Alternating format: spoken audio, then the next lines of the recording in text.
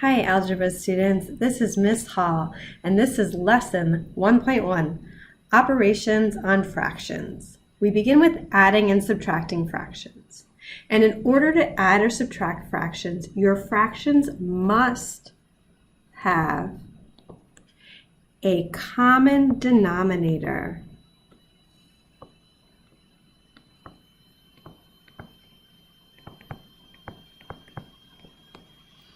So in order to create this, if they do not already have a common denominator, you must remember to multiply both the numerator and denominator by the same number. You will see that in our examples.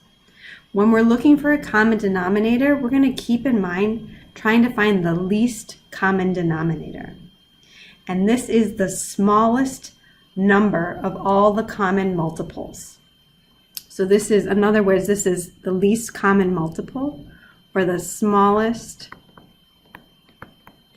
number of all common multiples.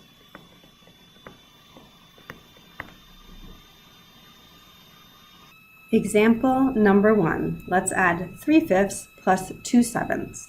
They do not currently have a common denominator, so before we can add them together, we need to establish a common denominator.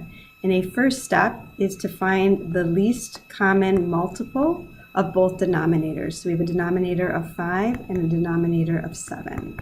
You do not need to write out this work, but if it's helpful, I want to visually show you what's going on in my head. So I'm thinking of the multiples of 5 being 5, 10, 15, and so on. And I think of the multiples of 7 as being 7, 14, 21, 28, 35. Oh, there it is. I know that I can get to 35 up here with the 5s as well, so I've identified the least common multiple.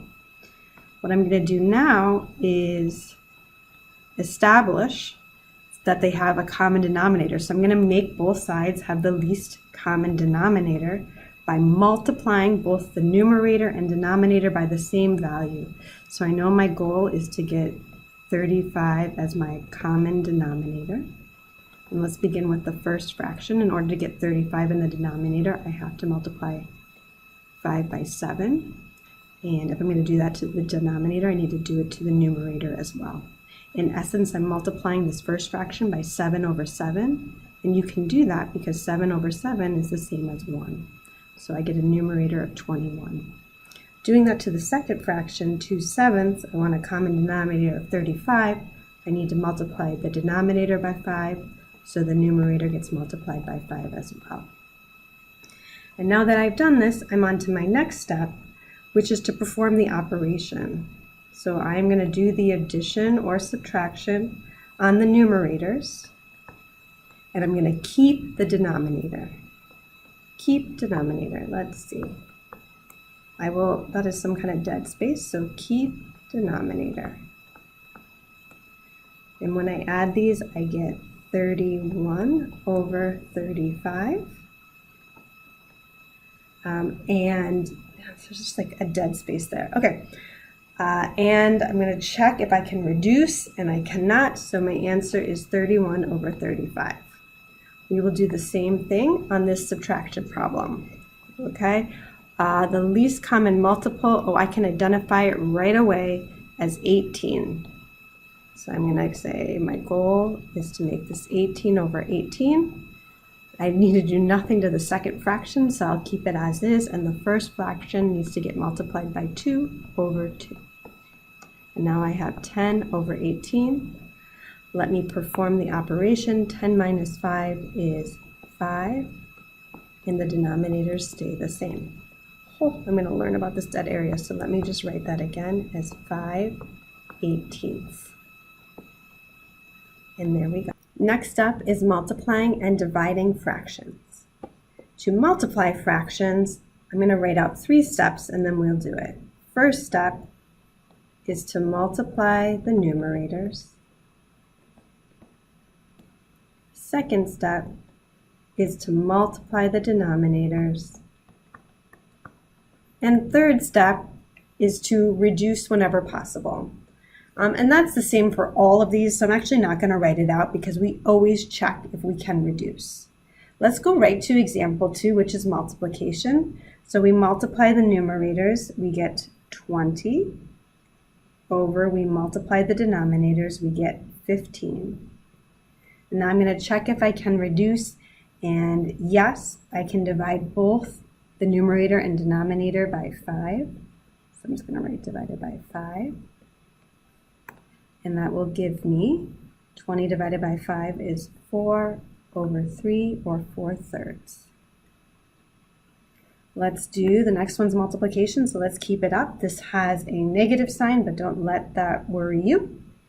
We're going to do negative 2 over 3 times.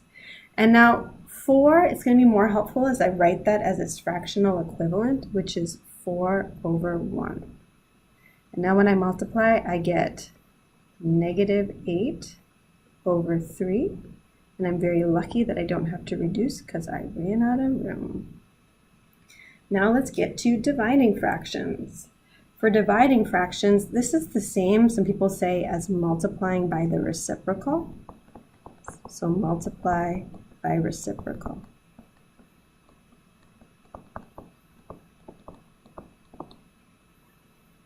So what I mean by that is we're going to keep the first fraction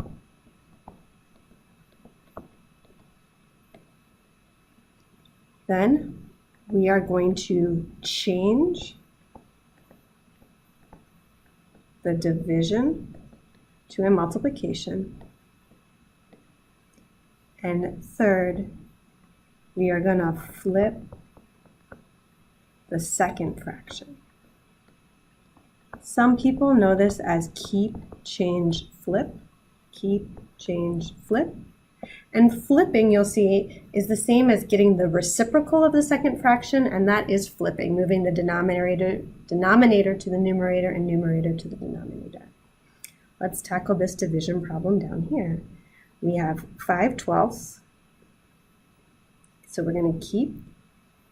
We're going to change the division to multiplication. And then we're going to flip the 2/5 to be 5 over 2. And now I can do the multiplication like I did in these previous problems. So I multiply the numerators and get 25 over 12 times 2 is 24. And I check if I can reduce, and I cannot, so I am done. Quick reminder about multiplying and dividing positive and negative numbers. When you multiply or divide two positive numbers, you end up with a positive number. When you multiply or divide a positive by a negative or a negative by a positive, you end up with a negative. And when you multiply two negatives together, you end up with a positive. That doesn't look right. Here we go. One more thing is that when we have negative fractions, like above we had negative 2/3, that negative only goes with either the numerator and the denominator. It is common when we are solving these problems to move it to be with the numerator. It does not go to both. So, just one more example. If I had negative 1/4, for example, and I was going to have to do multiplication or division to it, I would probably rewrite it in my work as negative 1 over 4. We now come to the try it portion. Here's your chance to try these skills that I've just showed. And so I ask that you pause the video here, try the two problems below, then play the video once you have tried it to see how you did. And now I'm going to go through it assuming you have unpaused it because you are done. I am looking for a common denominator. And I know the common denominator of 2 and 7 is 14. In fact, that is the least common denominator. Let me not do it in this dead space. So I will do it just underneath. So I'm looking for 14 and 14. To get 14, I multiply the first fraction by 7 over 7. That is my 7. And I multiply the second fraction by 2 over 2. So I get 6. So now I have 7 minus 6, and I get 1/14.